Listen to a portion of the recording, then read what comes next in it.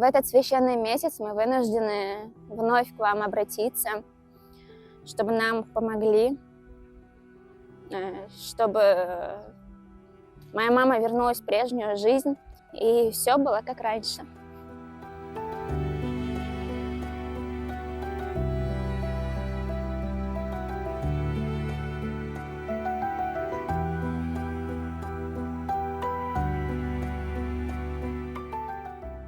В прошлом году мы объявляли сборы. За весь период мы собрали 4 миллиона рублей. За год эти деньги все ушло на мамино лечение, то есть на лекарства, на обследования, на анализы.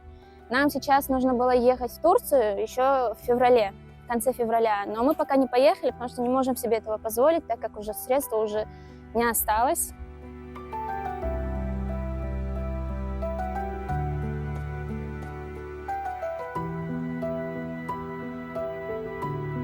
Мы у нас дома поставили длинные брусья, одеваем ей ортезы, которые мы заказали в Турции, и она старается сама потихонечку передвигаться. Благодаря тем людям, кто нас поддерживает и помогает, в первую очередь благодаря Всевышнему, что говорят же, что нужно за все благодарить.